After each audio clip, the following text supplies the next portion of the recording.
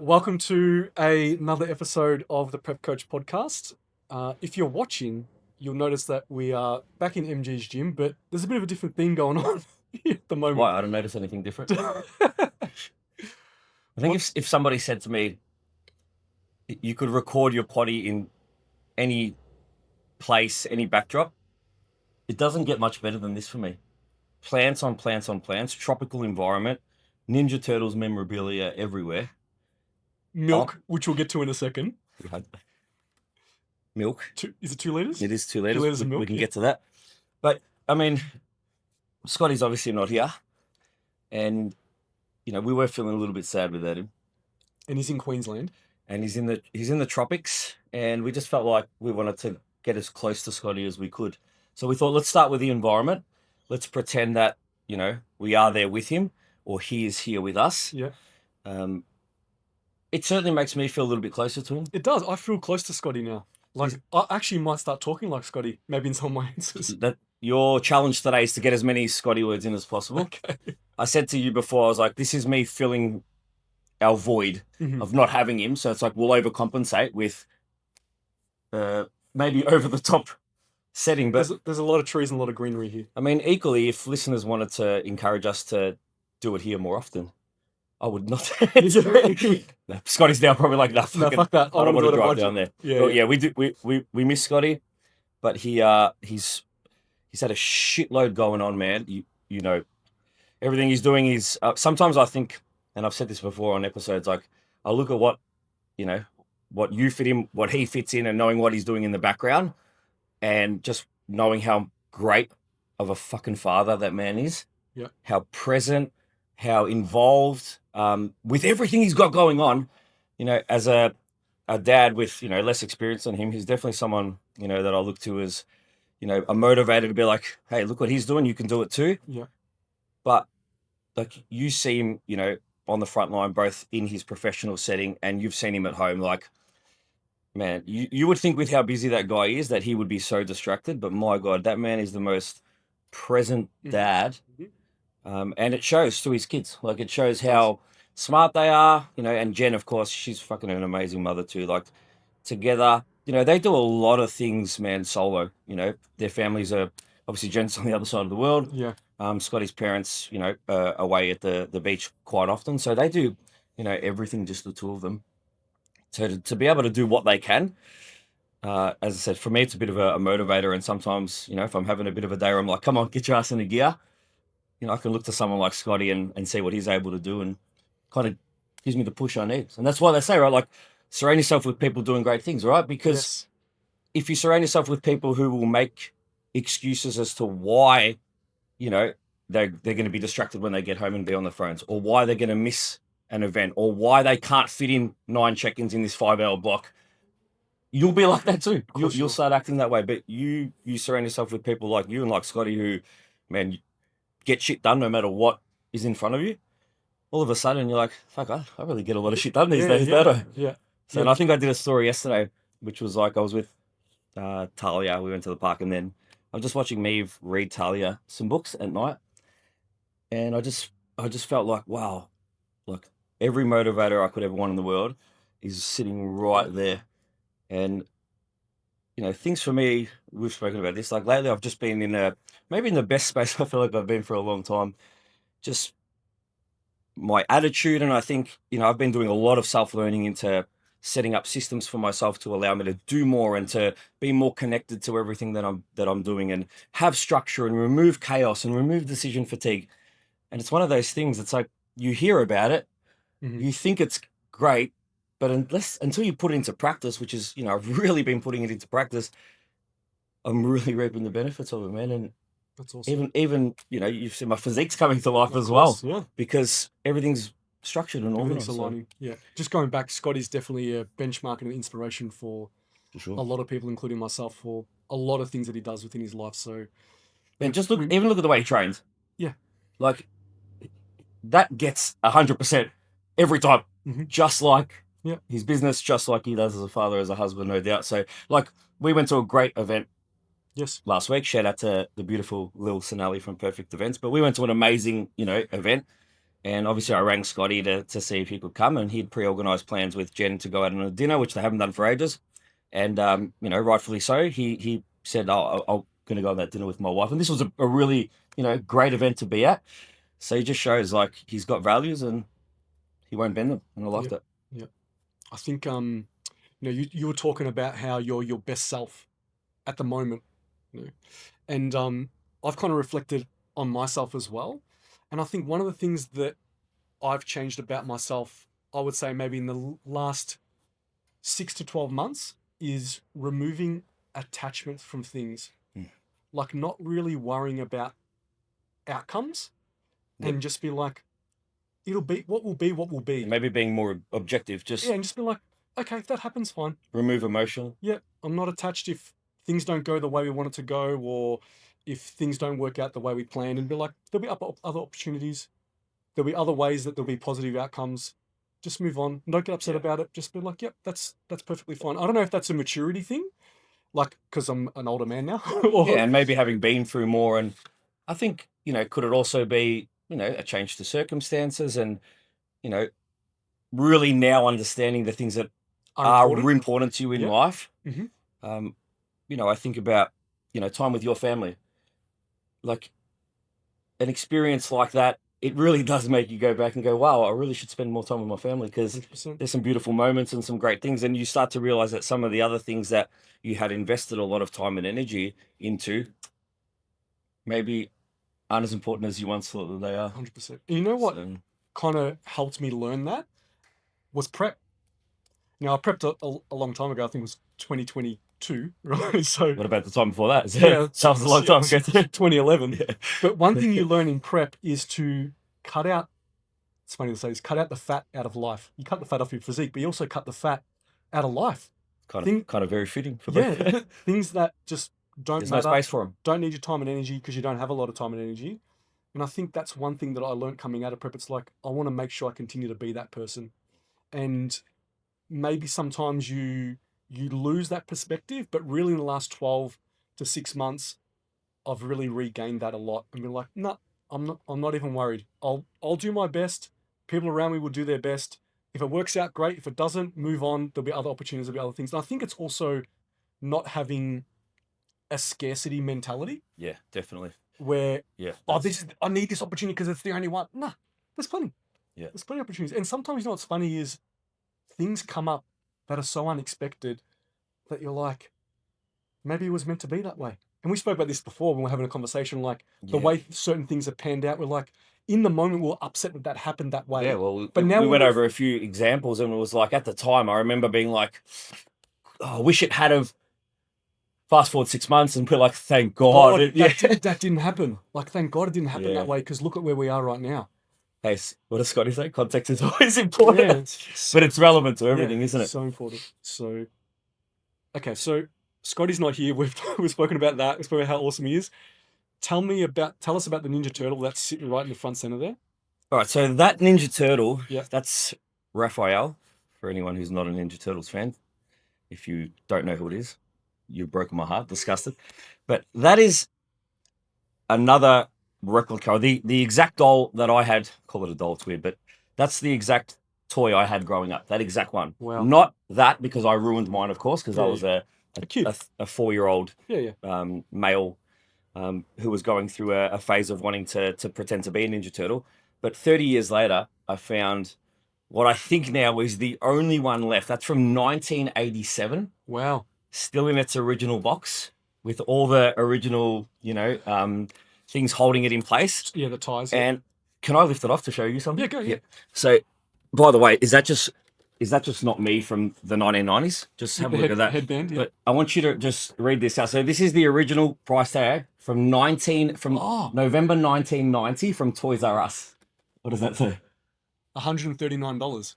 Back in 1990. Wow, that would have been a lot of money. Is that crazy? So you can see it's the fully posable 13-inch giant turtle with MG on the back from the 1990s. But yes, I found it, and it's still in its box. You can see it's never come out. It's awesome. And it's obviously something that I want to give to Talia and to number 2, which is due very, very soon. But I do have a little bit of a weird collection of lots of Ninja Turtle stuff. I obviously have Big Mike, as Talia calls it. Oh yeah. Big Mike. It's so funny. This is obviously nothing to do with bodybuilding. You know how beautiful it is to watch my daughter grab my arm and talk to Mike like he's real. Like, Oh. Big Mike, you have strong muscles, same as Daddy.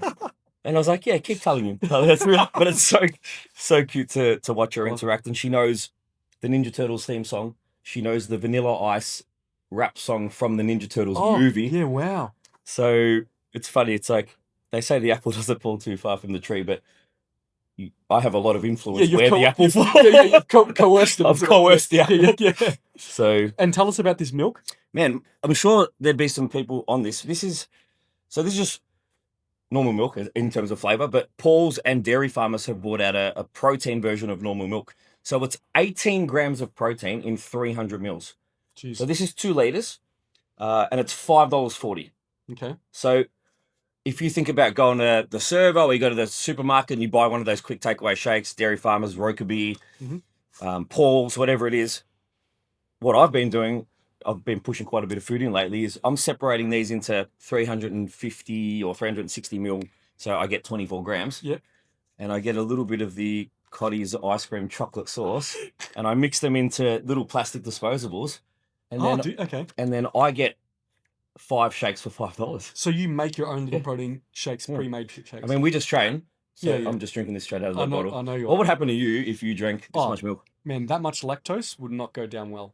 Would not go down well at all. That's why I asked you before we started, is there a lactose-free one or is there like an A2 milk one?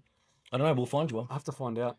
But just you doing that in front of me, drinking that milk like that, I'm just like, that would... Oh. It's triggering, isn't it? Yeah, it's my guts would just curdle. I can see you've just gone all tense. But for anyone who can handle the milk, what a cheaper way to do it. Yeah. It was actually Meve's idea to just put some chocolate sauce in it, mix it up and have, whatever amount of protein you want to get out of it. But $5, man. Yes, it's cheap. It's ridiculous, right? So good tip for anyone who's growing. Awesome. All right, do you want to get stuck into it? Let's do it. We got some questions, but we were talking beforehand. I was just talking about like check-ins and what I've noticed recently within athletes, and we're seeing some of the same things. One of the biggest themes I've seen, and I don't know why maybe it's this time of year, like, at the start of a year where people are thinking about what they're doing for the rest of the year. Yeah. And talking about some people that are finding work in their career really, really stressful, that it's not enjoying what they're doing at work. And either that they can't get out of that career because that's all they know, but they're looking for a different job maybe in the same career. But also people that are looking at, I'm doing my Cert 3-4, I'm going to leave my job and get into coaching. Man, just thinking about when I see it the most, there's a correlation I could make here. I reckon it happens the most around February, March, and around sort of July, August, which is roughly 2 months out of both seasons starting. So it's, I think for a lot of the time, it's not just people in prep, but I see it a lot of people in prep that are sort of getting to the middle to back end of prep, and they're realizing what brings them joy, and where their true passions lie. And when you're that, I suppose, blinkered into a goal, it's all you live and breathe. It can be really easy to want to transition just your whole entire being into that, into that hobby, that goal, that passion. And I think, that's probably a common time that I've seen it happen now that you've brought it up and I think about it. So I wonder how much of, being so dialed into prep and having a big goal allows people to maybe feel like, hey, this is actually what I love. How do I make this a reality? Yeah. I think there's definitely a link to if someone's in prep and during those months they feel that and they're like, I'm loving this. Maybe I can make this a career. This is my passion. I'd love to do this every single day and not have to go to work. And then also I've found that the people that are in the off-season improvement season, normally March is where jobs start to get advertised. Yeah, because nothing happens over Christmas. Yeah. And then that August, September is where if I need to change a job, I need to do it now because then November, December is going to reach and no one's going to be hiring. Nothing around. Yeah.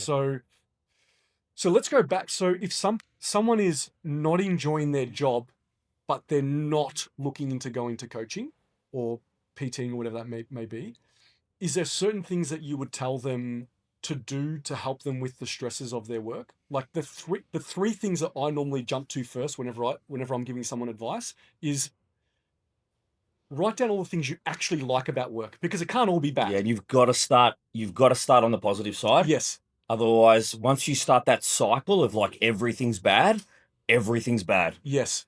Yeah. Correct. So the first thing I get people to do is write down all the things you like about work, right? Because then once you focus on the things you like, when you're physically at work, you can concentrate on the things you like about work. For So sure. it's not a just doom and gloom, Yeah, that 9 to 5. can I just say 7 days a that week. that is the best tip relevant to so many things in life, Yes. whether it's a relationship you've been in for a long time, maybe, a friend that you're having some difficulty. What you just said there is the first step to like remember the positives that maybe started the friendship or started you loving the job or started you loving that person, Yes. and go back to those, write them down or say them out loud. Or Yes. that's a huge tip. Yeah. So that's the first step. Second step is when you're at work, have some switch off time. Yeah. So that you're not on for 8, 9, 10, 11, however long you work, right? So make sure you go on your lunch break and Yeah. have a full lunch break. Make sure you get up and you stretch and you're not at Yeah. your desk for 4 or 5 Yeah, hours straight. moving's a big one. Make sure you go and talk to people at work, not about work. So have some switch off time at work, but then outside of work, don't talk about work. Yeah, so that's Switch off as well, right? So there's off. got to be some off time from work itself. If you're not enjoying work, Yeah. then make sure you don't revolve around work and always talk about work. Yeah. And have some off time. And then the third thing is I love that. take some actionable steps to make a change. Yeah. As in, So well, it could be in that role specifically, or so looking elsewhere. is it a conversation with a boss or a manager or someone at work, someone in a different department? Is it updating your resume? Is it updating your profile on LinkedIn or whatever? I haven't updated my profile on LinkedIn since oh my god, it's so 2015, right? It's so funny you brought LinkedIn up. I had a conversation with Liliana this morning. Oh, She's like, "Have you had a look at your LinkedIn lately?" I was like, "No." She's like, "You need to get on that." So how fun is it? Just this morning. What's your LinkedIn? Mine's still my ANZ job. Nah, corporate job. It's here. It's is it directed here, but it's been years. Really? Yeah. I don't think my profile picture is a photo of me and Elise Pulis when she's on stage at Nationals in Queensland. wow. I think that's the profile picture. Yeah, so mine is still, if anyone's going to look me up now, Yeah, I'm going to look you up. it's still me as my headshot in my suit, in my shirt and tie. Continue. So do some things to move on or to get yourself out of that situation. Talk to a boss, talk to a manager, talk to someone in a different department. You found it? Not yet. Keep Update your resume, update your LinkedIn, go and apply for jobs, those kind of things. Have you seen it? Oh, you're gonna.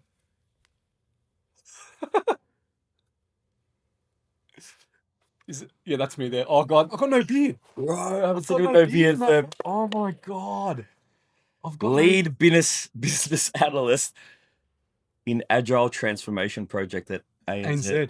Wow. I am a dynamic and enthusiastic business Don't read it out, professional with Jesus. desirable experience and knowledge in transformation environments and lean thinking. I fucking knew it all the time. Oh god. I have acquired a unique and rare employment background as project engineer in some of the world's largest automotive companies and as a business analyst in complex business transformation projects in a top Australian banks. Hire that man! Sometimes I still get emails Let's go. because, obviously, recruiters have access to all that. But yeah, This is what happens when Scotty's not here. yeah, yes. We See? skirt off. See? Geez, I should update it. Eh? Well, what's the update?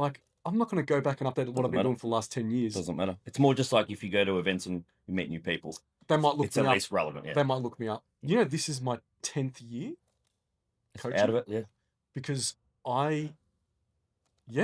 I started coaching at the end of 2016. Yeah, it's crazy. Yeah. Time's flown. This is my 10th year.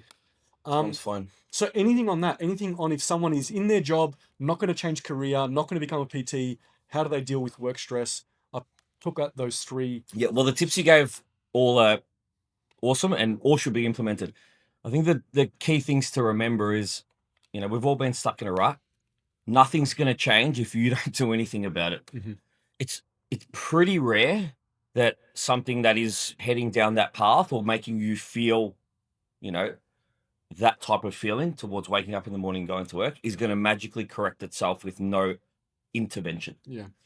So the last conversation I had with someone who's in a similar situation, and, I feel like I had, enough respect and rapport with this person to be able to ask them this question is like, and I want you to be honest with me, is tell me when the last time you went in and you gave 100%, like genuinely gave 100%. Good question.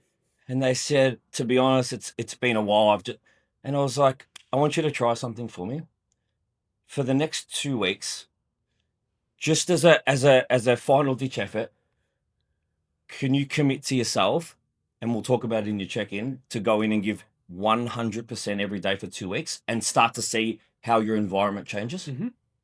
Yep, great idea. Right. And all of a sudden, through a better attitude, through better affirmations, and through better work ethic, all the people around her started to bring her back in and compliment her again and notice her work ethic. And all of a sudden, 2 weeks later, I was like, actually, things aren't that bad anymore. Yeah, that's a great idea. Yeah. So how much of that was, as humans, we get in a rut and we feed that hamster wheel of Yes. negativity. Before we know it, 3 months have passed and we're just hating every moment. Yes. When if we just did what you said you've been doing a lot over the last 6 to 12 months, is like, hey, it's one bad day or it's one bad week. Let's just get back to doing what we do. Go to your predictable things, your routine, your attitude, your mindset. Often it'll pass. Yeah. But in that instance, it was equally as much as the person's fault as it was maybe the work environment. And just with a shift in mindset and genuinely committing, not just saying you're going to do it, but committing to going in and, operating at a higher level again for a 2-week period to see if things change. And things changed. Things changed. So let's talk about what got you to the point of being like, okay, this career is not for me. Like, Yep. I'm actually going to go and follow my passion. For I'd sure. say this is your passion, right? And I'm going to go work as a coach and This is my passion. collecting toys. Collecting toys. What happened in your mind where you're like, okay, I'm not looking for career progression in this field. I want to change. So for me, I'll go back one deeper. So I was actually in a reasonably high role within the automotive trade, as you know. Yep. And there were so many things that happened I learned a lot of my skills in that role. You know what's so funny? Just quickly, right? I was in the automotive industry. You were in the automotive It's industry. crazy. I was in Amazing. the banking industry. You were. Yeah. Anyways, keep going. So, the apple doesn't fall too far from the tree. Again, I've been coercing everyone the whole time, but people just stay. So I was in a role there that, yes, taught me so much. And I've spoken on podcasts previously about the boss that I had there, the mentor that I had, who, allowed me to learn so much about sales, rapport building, relationships. But there were so many things that happened in that industry that did not align with my values in the way that things were done. Right. So I knew it wasn't a long-term thing because I just couldn't continue to go in and, see certain things happen and be okay with that. Sure. So I actually dropped 100K salary to go back to the bank. Wow. 100K. Wow. It's a lot. Because at that point in time, the feeling of going against what I know was, strongly aligned with my values, I couldn't do it any longer, not even for 100K. Yeah, wow. So making that switch back to the bank, the silver lining for me was like, all right, yes, I've dropped 100K, but I've gotten so much more than 100K of skills that I'm taking with me to the next thing. So I went back to the bank because I'd already been there, but I was so involved in the gym, wanting to be at the gym, wanting to progress, wanting to learn, wanting to train, wanting to know more about nutrition, wanting to try everything, that I knew that the long-term, move for me was to move into that space, but I wasn't willing to do so until I had financially banked myself into a position where I was actually able to do it wholeheartedly, because I didn't want to just like half-ass both. Yes. Because I knew, with my personality, half-assing both was just going to land me in a position of being nowhere. So I continued to work full-time in the bank, as you know, and started to dip my feet in the water as such, where I would take on a small amount of clients. And for the first 3-4 months, I took clients on just for free to learn the skills, to learn the trade. Then I started charging a very, very small amount. Anyone who's listened to this podcast for ages knows my first paying client paid $40 for a 1 hour PT on a Sunday. Because that's the only availability I had. I was Monday to Saturday at the bank. And that person bought me a second person. and 3 and 4, and all of a sudden I'm doing 5 $40 PTs on a Sunday, still working full time at the bank. I'm like, all right, people are liking what I'm doing, but they're liking the service I'm delivering. It's scalable now. I've tested the market. The market likes what I'm doing. So now I can actually move into it. I didn't want to make that full transition, become that coach and be like, no one actually likes what I deliver. Why did I do this? I wanted to test the market. From a practical aspect, because I'm thinking about finances for 1 second, where did you do the PT, right? And did you have to pay to do the PT there? So I actually did the PT out of a park initially.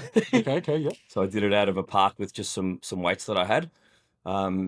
Eventually, I did some sessions in the gym that I was training out of, but again, it was at a Sunday in an off-peak time when, you know, it wasn't staffed or anything like that, just to see if people would stay with me and if they were willing to tell their friends about me. And so that was part one. I wanted to make sure that what I had was viable and that people saw value in what I was giving. And then the second part was around the financial security, to actually be like, okay, and this is the question I said to myself, I need to be able to not earn a cent for 6 months. Once I'm in that financial position, remember I have a mortgage. Once I can say, all right, I can pay my mortgage, I can live, I can buy groceries and not earn a cent for 6 months, I'm going to do it. And that's the position that I got in. And as soon as I felt like that day came, it just happened timing. At that point, I met the beautiful Maeve. And rather than just becoming a PT, we just went straight for the jugular and we just opened a big gym, didn't we? I'd seriously love to ask you, it's relevant, but it's not on this topic. When I told you I'm going to open the gym, do you remember what you thought back then as like, wow, that quickly? Because Maeve and I had only been together for 6 months. Yeah, I remember. That's exactly what I thought. I was like, that quickly? Are you, like, is it financially good? You're going to be okay? Like, am I going to have to try to house you or something if something happens? Would you have? Yeah, Yes, I would have. you Of course I would have. Like, that's like, because I'm very practical. I get it. practical, right? Yeah. I'm like, okay, Yeah, and almost conservative in a sense of like, it's got to make sense. it's got to make sense. Yeah. Which is a good trait to have, but also your trait is awesome to have as well. It's like, nah, just take the leap and just do it. So, and obviously it's worked out for you. So yeah. So I think, you know, the blessing I had was not only, you know, meeting my beautiful wife at the right time, but the level of motivation that I had at that point. I had this new partner who, you know, I was in awe of, obviously still am, who there was no way in hell I was going to fail, man. It's like no chance. It's like, I'm going to show this woman, you know, what I can do and how, you know, partnering with me is going to be the best thing that she's ever done. And equally, you know, Mev, and you know, this Mev put in as much, if not more. You know, she would sit here 12, 13 hours a day, sometimes by herself for 6, 7 hours in those early days to keep the place open so people could come and look at it. So we were both just, willing to do whatever it took. am I correct? When you opened this, you were still at the bank? 2 years. That's right. Yeah, that's right. Full-time Yeah, for you 2 were. years. Yeah. Yes. So, you know, let's think about taking a calculated risk, right? You still had your job. You're still earning an income from that job, but you already had some clout in the industry in a sense that people liked your service. You had some clients. So in that sense, you had income. You had money, right? For You sure. weren't starting from scratch and opening a facility with no money, no fallback, which is your job, because you had to lead your job. And also you went into business with Meave, Definitely. who already had loads of experience in the industry and had loads of clients. Yeah. Like, I think, you know, let's say at where Meave was, which was in Jets, I reckon she was doing 45 sessions a week. Now, only half came across because, you know, Greensboro and Preston, it's not that far, but it is if you're, you know, for a local. So, you know, she maybe bought 20 of those PTs across, but you got to think half the PTs with an extra 50 to 60,000 of overheads. Oh yeah. It's a lot of pressure, right? It's a lot of pressure. So, you know, having that fallback position of having a job and knowing that security was there gave peace of mind, but it also comes at a price. You know, I was doing 5 till 8 a.m. here, 8:30 till 5:30 there, 6 p.m. till 9 p.m. here, 2 years straight. Yeah, and we were open Sundays then too, remember? You did a lot of work. So, and it's crazy because I think back now and I think, fuck, how the fuck did I do that? There's no way I could do that now. In a sense, we kind of still do, but we just do it in a different way. Sure. But at that point in time, I'm here with Meave. We had some of the best days ever. It didn't feel as crazy as it sounds when I say it out loud now. Mhm. At that point in time, sure, we were tired, but we were tired together. Mm-hmm. You know, there were days of stress with finances, but we were stressed together. Yeah. And the one thing Maeve's great at is, you know, similar to you, she's great at being objective. I'm more emotional, which both have you know, things that are really valuable in business. But I think that was the kind of yin and yang that allowed us to take big leaps, but be smart about every leap, if that makes sense. Makes sense. Yeah. Yeah. My journey and transition was a little bit different to yours. Yeah, well, equally, just to say one more thing, your journey gave me the courage to take, because you did it first. Correct. Yeah. Without getting into too much detail, we both went through some very huge changes. You just went through it like 2-3 months before me, and you helped guide me through what I was going through. But your leap was what allowed me to really take my leap, because, you know, you said, man, you'll be fine. You know, you're great with people. People are going to love what you do. So, like, had you not have gone through that, would I have then been as courageous as I was? Who knows? Maybe not. Yeah. But yeah, mine was a little bit different because I was at ANZ. Yeah. I'd been working there for 4 or 5 years. I had a mortgage as well during that time, but I got to a point where I was doing my job and it was easy. You know when you just go and you just know your job too well, and it was easy, and it just got boring. That's interesting. And there was no real progression because I didn't want to become or challenge. Yeah, I didn't want to become a manager. I didn't want to, and I was just like, this is, I'm going to work. Just, I did my full online PT course at work. You almost feel like you're existing in the role. Yeah, I'm just like doing it. It's easy. I can get it done. No problem. Then I was like, oh, I'll just do a PT course while I'm here in my lunch breaks or whatever, when I have some spare time, because I do my work super quickly. So then I got to a point where it's like, I'm not going to progress here because I don't want to be a manager. I don't like the politics of corporate. For sure. You know, people are like, it's not my lifestyle to go out for work drinks afterwards and schmooze with everyone. Like, it's just not my thing. And then you just got all these politics at the management level where everyone's just trying to outdo everyone else and watch who rocks up at what time. Like, I just like, I'm not vibing this stuff. And because at that time I had already competed, I competed when I first started at ANZ. So I had already competed. Yeah, because that would have been 11, then 5 years. Yeah. So I already competed when I first started at ANZ. I had been training all that time. People started asking me for advice. Coaching started to become a thing, like online started to become a thing. And then I remember that I was just at my local gym. And what was your local gym at that point? It was Good Life in Coburg. Yeah, it was called something else, but that was my local during that time. And this guy just kept eyeballing me every single time I went in there and trained. Like, he was a nice guy, but I was just like, what's this guy looking at? Like, and then one day he just came up to me and said, I've seen the way you train. I see the way you interact with other people. I'm opening a gym with my partner just up the road. Are you a PT? Do you have it? I was actually, funnily enough, I was like, I actually just finished it online. He's like, well, would you want to become a PT? And I was like, yeah, well, I still have my corporate job, but I want to kind of leave. Crazy. I can come and do it like after hours. So I did it like what you did. I would finish work, get off at the train station, drive straight to that gym, like I'd be in my suit, I'd get changed into my. It's identical, yeah. Same thing, right? And I reckon I did that for about 3 months. Was that the night? Yeah, yep. That was crazy, man. I did about 3 months worth of that, where I'd go after work on weekends and stuff. And I was like, and then I was producing Instagram content. I was talking on the camera. I was making, like, because back then websites and articles were the thing. So I was trying to back build. Then, newspapers and magazines. So fucking long ago it was. And I started to produce content, and I started to get the ball rolling, and then I started to get inquiries, and I started to get, yeah, okay, come see me after, like, you know, come see me. And then I was like, I reckon I can make the leap. I can make the transition. And luckily back then, working for a big corporate, they had this deal where you could go on a career break for 12 months. 12 months. So a career break was where no pay, no 12 pay, months, but your role's still there. but they hold your role. So I was like, Cool. it's an insurance policy. I'm going to give Yeah. myself 12 months. If this doesn't work, I'll just go back to work. No, nothing changes. Nothing changes, right? But obviously during that time, I'd saved some money. So I was like, well, I need a little bit of buffer For sure. because I'm not going to earn the same salary as soon as I leave, right? But I need a little bit of a buffer that if I'm only earning half of what I'm earning at the bank or a quarter of what I'm earning, I can start to build myself up and I'm still able to pay my mortgage, pay my bills, Yeah. put food on the table, all that kind of stuff. And I think I told you within 6 months, I got to a position where it's like financially I'm stable. I'm not earning the same as what I did at the bank, Yeah, but I'm I stable. remember you saying, do I tell them I don't even hold it anymore, or do I just let it run? I remember this now. Yeah, yes. yeah. So I had to go Yeah. back to ANZ and have a meeting with them 3 months before.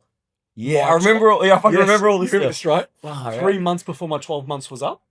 And I remember going in there and at that time, the manager was now a female. Yep. Right? Not that this makes any difference, right? But my manager had left and the next person up, which was a female senior manager, she was the one who had to meet me. And I remember going into ANZ in the head office there in Was it Docklands? in Docklands, Yeah, it was right? Docklands, yeah. And just I'm in there in just jeans and a tee. Everyone's in their suit and tie, and I'm like, I'm so glad I don't need to wear that stuff no more. And I sat down with her. There's like a lot of coffee shops in the actual building, and I reckon for a good 45 minutes she just spoke about herself and about all the amazing things that she's doing and all this kind of stuff. And why it's a role that you just and all this kind be of so stuff. excited to come back to. And then she said to me, "So how you doing? How's everything going?" And you're like, And I'm like, well, I got nothing actually, left. funny you ask, right? I'm not coming back. I'm going wonderfully. I started PTing, I started coaching. I've earned enough to support myself. I'm not coming back. Her attitude changed straight away, and she's like, "Wow, you did that? I've got a brother who wants to do that." And all of a sudden, it was about Everything changed. maybe corporate environment isn't the be all and end all in someone's life. And the conversation completely changed, and I never ever went back after that. Yeah, it's crazy, man. Never went back. And then I remember that chat. Yeah. yeah, and then after that, I just I face to face PT'd all the way up until COVID, and then once COVID hit, and I remember you telling I told you my plans is my plan was always to do less lifestyle, more comp prep, and then do less face to face and more online. And by the time COVID came, I reckon I was about 40% face to face, 60% online. Yeah. You were. I was transitioning. You were pretty far ahead of most of that, like. Yeah. Because it still wasn't that huge then. It was being done, but there was that we're talking about good dozen across the country that were like known. It wasn't big at all. 10 years ago, there wasn't dedicated online coaches. Think about it, right? For sure. So then when COVID hit and it forced us to all go online, yeah, I was like, I'm just never going back. Yeah, I remember. And then just stayed online. And then that was it. Yeah, so like for you, like if we just, and maybe you don't remember, but do you remember, did you have like a buffer financially? I know you had one, but where you're like, I want a year's worth of comfort, or I want 6 months worth of comfort to, like, was that something that you factored in? Yeah, 6 months. I worked out what my bare minimum survival kind of like expenses were.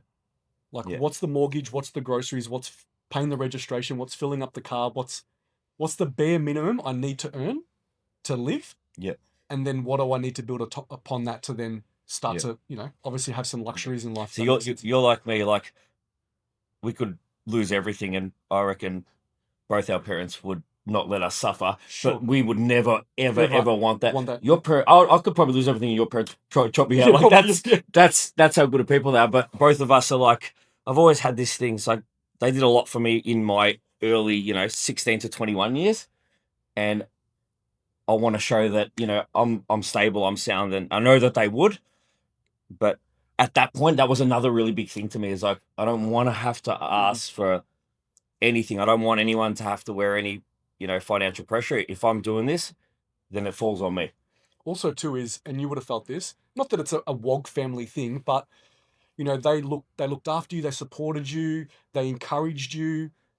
But to leave a massively high-paying job, dude, my dad worked at the bank I left. Yeah, so then go become someone that trains people in a gym. For sure. For them, and even my parents are like, "What are you doing?" Like, but that was another reason why I had to be successful and I had to nail this, because not Yeah. to prove a point, but to be like, I can't fail Yeah, for no, then my parents to have to rely on my parents to help pick me up. without a doubt. Yeah, Leaving it's a quite funny. leaving a It's quite funny. Like we left very safe and traditional routes.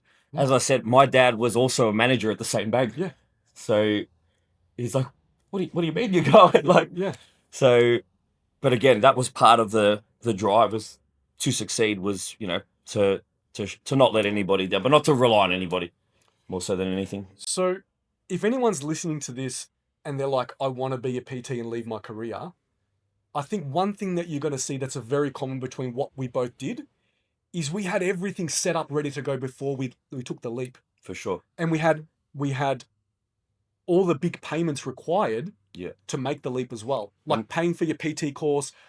I made sure they had all my systems in place. I knew what I was going to do. Was I going to do Google Sheets? Was I going to do some app? Was it like, what was it going to look like for someone to inquire? What was it going to look like? When was I going to? Yeah.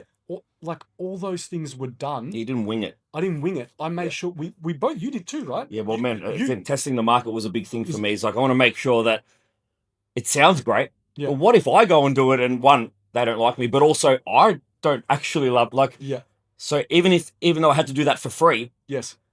it was almost like a free advertising campaign, just giving my time instead of money. So like, And the reason why I want to bring this up is because it was a transition, for sure. right? And it was a risk, of course, but it was a calculated risk. And sometime in this day and age, people want to do everything now. And I think one lesson learned is you can't do that if you want to be successful sometimes. And not in this field. And not in this field. It's a tougher field because you're it's like, not guaranteed. I want to be a PT now. I'm going to leave my job tomorrow and I'm going to, you, unless you got family to support you or someone to support you financially, that's a risk I wouldn't want to take. Absolutely. I mean, we've been here nine years. Yeah. And we're always still trying to generate new leads. And we've got a good reputation. And so and now it's easier to get clients, right? For sure. Because think about all the social media that we have and all the systems that we have in place, and you can use probably AI to bloody come up with your marketing. Man, we use funnels. We use all these things to get leads. We had none of that back then 10 years ago. Hence why word of mouth was everything. Yeah. So I think now people could transition faster but I think the one thing they need to learn is set all your ducks up in a row. Yeah. Have everything ready to go. Have your PT course done and dusted. Have all your systems in place on how you're going to coach someone. Have some experience coaching people. Yeah, right? That's huge, man. And then make sure you have maybe a stockpile of funds before you make that leap. Yeah, even what you said is spot on. If you've got a coaching friend or someone who's coaching that's doing it, reach out and just be like, hey, could I just shadow you for like 3 or 4 sessions over the next month and can I just see how it feels to be actually in that environment? Even if it's just you giving up your time, it's such a great investment. So go and trial it, test it, and do it for free for as long as it takes for you to realize this is definitely for me. And one of the things that you realize as you go into it longer, you only are able to teach people based on who's taught you, what you know, what you've heard. So the more people you're around, and of course pick, good, knowledgeable coaches, you're going to get word tracks that they say. Like if you were to listen to Matty Papa right now, coach, every word that comes out of Matty's mouth, most of them have probably come from my mouth, which is awesome because I've taught him, so he's now using that. So like whoever you're around is what you're going to put out. So put yourself around good people, even if you're doing it just at the sacrifice of your own time, it's still worth doing because you only know what you know. So the more you're able to learn, the more you're able to pass on. Yeah. One thing that you said there is work in the industry first so you know whether you like it or not. For sure. I think I've seen a post yesterday from Rich Collins. Yeah. And I think it says something like this. Just because you like training and I saw that too. Yeah, that was good. Just because you like training and you like competing doesn't mean that you're going to like coaching. Yeah, for sure. Right? And it's really because it's so different. Without a doubt. Right? If you can't think that I love bodybuilding, I love competing, that you're going to love coaching bodybuilding. And if you're one person who made that decision 12 to 16 weeks into prep, that feeling's going to be very different 6 months after that show. So, the time, the circumstances also matter. Yeah. So you want to test that different stages of Yeah. your journey and your life to make sure that it is for you, because it's really easy to want to do it when you're 2 weeks out from your show. Everyone in the gym's coming up to you telling you look amazing. You're getting messages on Instagram every 2 seconds. That's going to go. Yes. Do you still love it that much then? Yeah, I agree.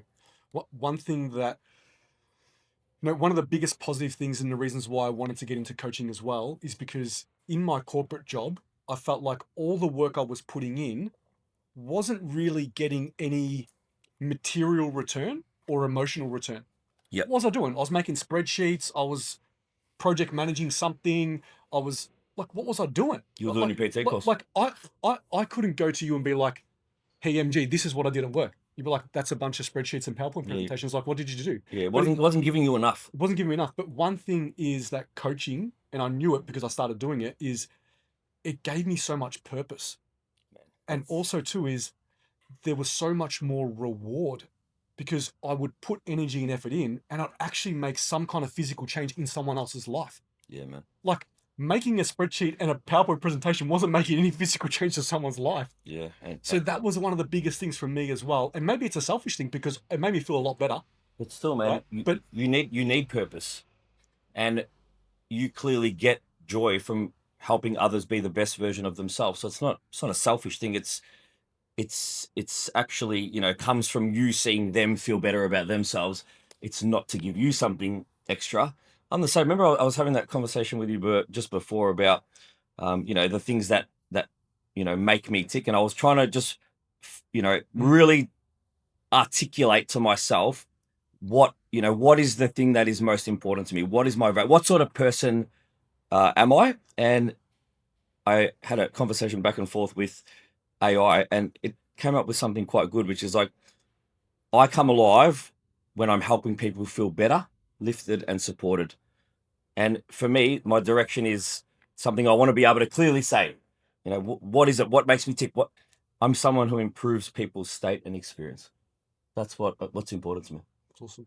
Which is not too dissimilar from what you were looking for. You weren't getting that by creating spreadsheets. Coaching is a very giving thing to do, right? You're putting a lot of energy and effort into someone, and sometimes you're not getting that same in return from them. You're not expecting it either, right? Yeah. Like, because you're the one coaching them, you're the one pushing them, you're the one giving the energy, you're continuing to give the energy, right? Whereas when you're the athlete, the competitor, you're the one receiving it all. So if you're like, I love bodybuilding, everyone, this feels amazing. Remember, when you coach, it's the other way around. Oh, man, it absolutely is. And sometimes you might have, I'll just give an example. There might be days where, I might have 8 or 9 check-ins, and I love doing this, but 5 or 6 of them are almost half me being a psychologist. Yeah. So there's also periods where you're actually not directly bodybuilding coaching as well. So is that something you can sustain every week for 52 weeks in a year for the next 5 years? Mm-hmm. So it's easy to be dialed in and be in prep and look at all the numbers and stats and data, but there's so many parts to the art of coaching. And a lot of the time it's not just around, being the best bodybuilder. It's very psychologically based. It's around emotions. It's around managing expectations. It's around helping people, create a better environment around them. So that's also the bit that I love about it. That's where it does actually, suit me more so sometimes than just the data and the numbers. Yeah. Coaching is very much so delayed gratification, right? You put a lot of time, energy, and effort into someone, and it takes a while to get a result, and it takes a while to maybe get the placing, whatever that may be. And also too is when that gratification comes, it doesn't go back to the coach for sure much. It Absolutely. goes to the athlete, right? The coach may get mentioned. Maybe the athlete says something nice to the coach, like, "Oh, thank you so much for doing whatever you've done." But as I said, going back to it, is coaching is all about giving. Definitely. It's all about giving and enjoying giving, enjoying seeing a physical result, enjoying, seeing people change their lives. That's what coaching is about. I mean, I just feel pumped again. I feel ready to coach I think who's my next check-in? I think it's Candice. So be ready, Candice. You're going to get a massive pump up. But look, I think this is the good thing about sometimes going down some of these paths, because people can definitely relate. And whether you're a bodybuilder who's looking to get out of automotive and into hospitality, or it's equally as relevant Of to. course it is. It's more just around safeguard yourself, test the waters, surround yourself with people doing it well, and make calculated risks. Take calculated risks. Awesome. Yeah. Leave it there? Yeah, I mean, me and you could go for 3 days. I know. I mean, to be honest, I just don't want to leave this This environment. beautiful setting. But we get Scotty back. Yeah, we'll get Scotty back next week. Yeah, next week. What's the plans for Easter?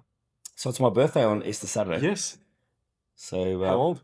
well, one shy of the 40. Yes. So we're close, aren't we? Yeah. So we're getting there. But yes, just getting ready for baby. I nearly said her name there. Oh, I nearly- I'm gonna go back and watch it to see if I can hear a I nearly said her name. But yes, I've got to finish just painting the baby's bedroom, which used to be an office. It's now her bedroom. Yeah. I had to remove some shelving and patch the walls. So I've got to paint that, Yeah. put some decals up, just get some things from under the house, get the cot out again. And Oh so I yeah. just want to use the weekend to just have a nice family weekend. Nice.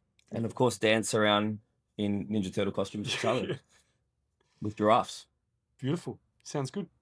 I'm Do- just Do you want to tell everyone about the giraffe you bought, Talia? The size of it's almost like a real giraffe. yeah, like if we're sitting now, it's probably what, that tall? It's fucking huge. Yeah, it's probably like that tall, yeah.